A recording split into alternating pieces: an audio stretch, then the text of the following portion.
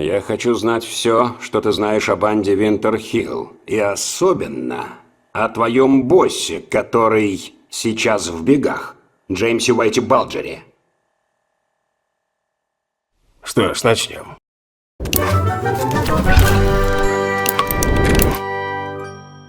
Хаумахагыс, гости и подписчики канала Elephant Cinema. На связи, как всегда, Уфа, и вы смотрите Кинолайм, обзоры самых свежих новинок кино.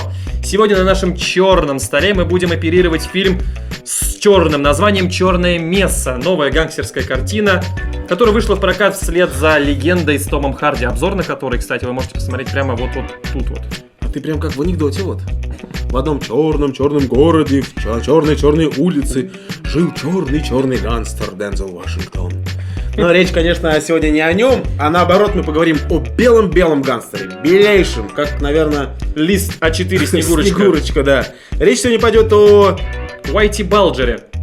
Джеймс Джозеф Балджер решил пойти по преступному пути с самого раннего детства. В 14 лет его арестовали за воровство. В 20 с лишним он отсидел срок за вооруженное ограбление. А известен всему миру Балджер стал как лидер криминальной группировки под названием Винтерхилл, причастный аж к 19 убийствам.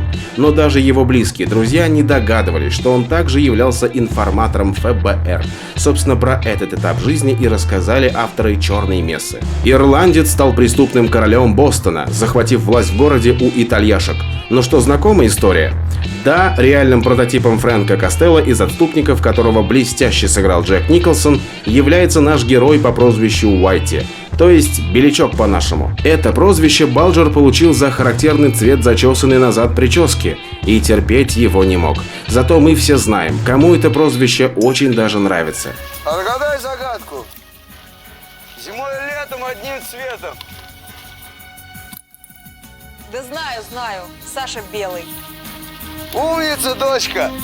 Наверное, многие из вас, так же как и мы, слышали про Уайти Балджера, но все-таки не знали его полную историю, его биографию. Поэтому хотелось в «Черной мессе» увидеть все-таки становление его как главаря криминальной банды. Но мы этого не увидим. Вместо этого создатели вырвали кусочек из его жизни и просто вот показали его нам. Это похоже на фильм «Высоцкий. Спасибо, что живой». Спасибо, что Да, живой. спасибо, что живой.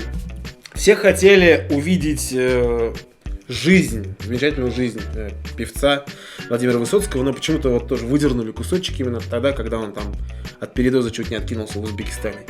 И вот тут, кстати говоря, как нам показалось, что в картине все события крутятся вокруг агента FBI Джона Коннелли. FBI. Красные мокасины, черный FBI.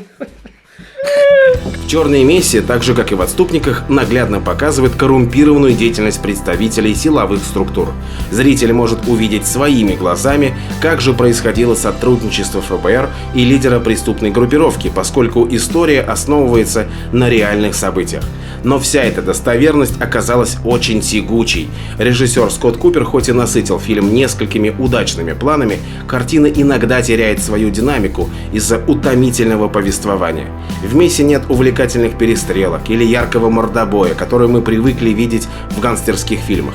Более того, сюжет практически не содержит интриги, разворачиваясь в основном вокруг персонажа Джоэля Эдгертона, не рассказывая нам при этом цельную историю гангстера.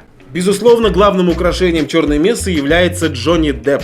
Когда я впервые его увидел в трейлере, вот эти чарующие голубые глаза, широкий лоб и зачесанные назад волосы, как у Влада Сташевского, я был поражен его перевоплощению. И это именно то, что меня вот взяло и потащило в кинотеатр, и я посмотрел на замечательную актерскую игру. Да, впервые за большим слоем штукатурки, в котором мы привыкли видеть Джонни Деппа, он выдал хорошие эмоции и даже Вполне. может номинироваться на Оскар. По крайней мере, Дмитрия Бигбаева в шоу «Точь в точь» он бы точно обошел по баллам. Так уж вышло, что роль Уайти Балджера не первое гангстерское перевоплощение Деппа. В 2009 году он сыграл грабителя банков Джона Диллинджера в фильме «Враги народа», который наши прокатчики почему-то громогласно назвали Джонни Д. Многие привыкли считать Деппа посредственным актером, называя его артистом одной роли. И мы все знаем какой. Господа, этот абсурд меня доконал.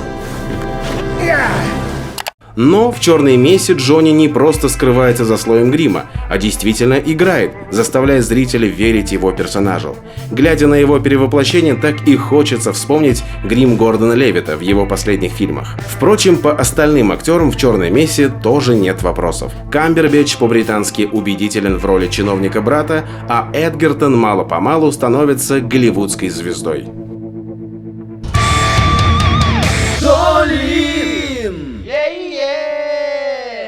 Ну и по традиции наступило время оценить фильм «Черная месса» в наших любимых долинах. Но сперва мы вам хотим представить нашу новую рубрику, называйте как хотите. Мы подумали, почему бы вам, нашим друзьям и зрителям, не рекомендовать фильмы к домашнему просмотру на схожую тематику. Да, в этот раз тема гангстеров, и поэтому лично от себя хочу порекомендовать «Отступников» Мартина Скорсезе, про которых мы уже говорили выше. Мало ли, может кто-то из вас не смотрел. И второй фильм этого замечательного режиссера — это «Славные парни», где играет Рэй Лиотта, Роберт Де Ниро и прочие классные актеры.